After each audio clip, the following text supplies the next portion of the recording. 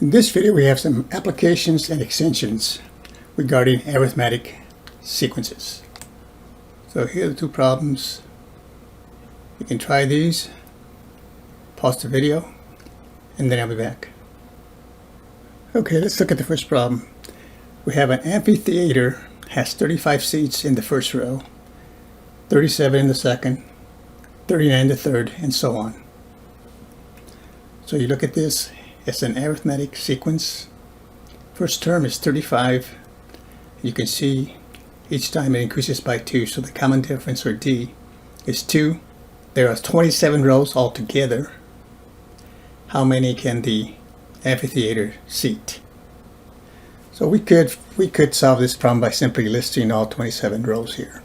But sometimes it might be 150 rows, and you want to use the formula. So here basically we're looking at the formula for the sum of the first 10 terms of an arithmetic sequence. The first one, as we mentioned in the last video, you have to know the first term, we know that, and you have to know the common difference, and we know that. And for the second formula, you need the first term and the last term. Now we could find the last term, but we don't need to, we use the first one. So let's set this up. So actually we have 27 terms, or numbers if you want. And we want the sum of those 27. So S sub 27 is equal to, it's n over 2, and it's 27 here. And then in parentheses here, we have 2 times A1, that's the first term, so let's put 2 times 35, plus, and then it's n minus 1 times z, so here n is 27, so subtract 1 from that, that's 26, and that's multiplied by d, which is 2.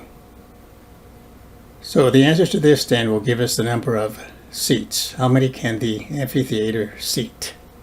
So this is equal to 27. Leave that the way it is for now. And then here, inside the parentheses, 2 times 35, that's going to give us 70. Plus 26 times 2 is 52.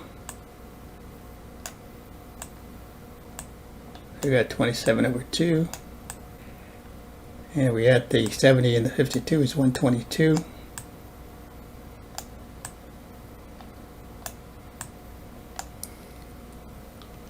And then we divide 2 into the 122 and multiply by 27.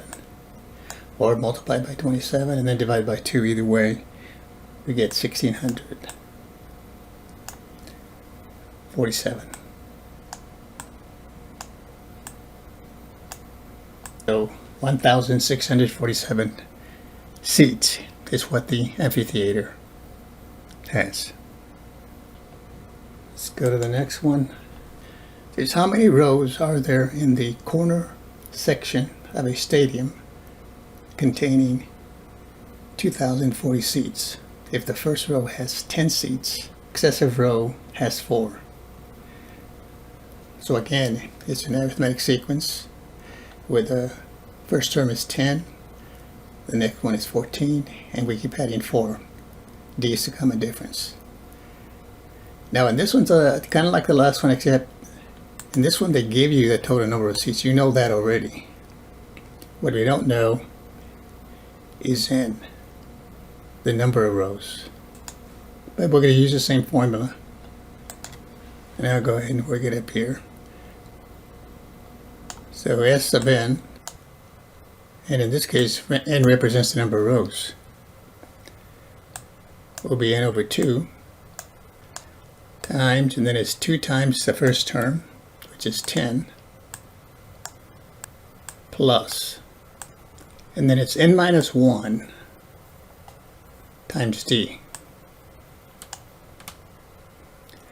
And d is 4. The common difference here is 4. So let's go ahead and simplify this out. This is n over 2 And this is going to be 20 here. 2 times 10 is 20. Multiplied by 4 here in the parentheses there, so that'll give us 4n minus 4. And carry it over here. It's equal to n over 2, and then 20 minus 4 is 16 plus 4n.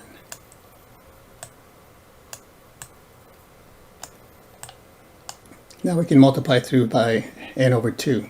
And the 2 is going to go into the 16 and to the 4. So this is going to give us then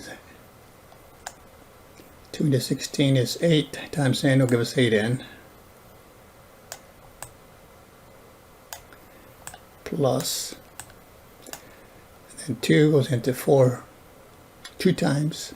That'll give me 2n and times n. So that'll give me 2 n squared.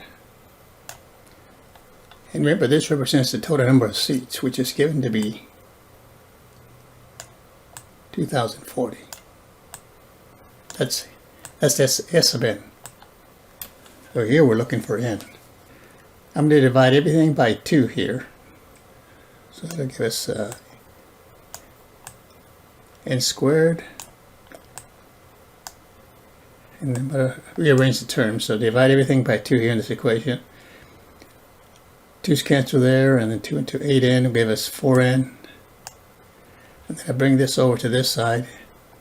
At the same time, I'm dividing it by 2. So this will give me 1020. Okay, everything is 8n, 2n squared, and 2040 is divided. Everything divided by 2, and then I'm bringing the 1020 over to make it a negative. And here we have a quadratic equation here. N squared plus 4n minus 1020, or 1020. We play around with the factors of 1020, and you'll find that it can be factored into n minus 30 and n plus 34. And you can check that out by remultiplying that out. And then you set each factor equal to 0 here. You have a product now equal to 0, so that means either one factor or both factors are equal to 0. So setting n minus 30 equal to 0, we get n equal to 30. N plus 34 is equal to 30, or n plus 34 is equal to 0, I should say,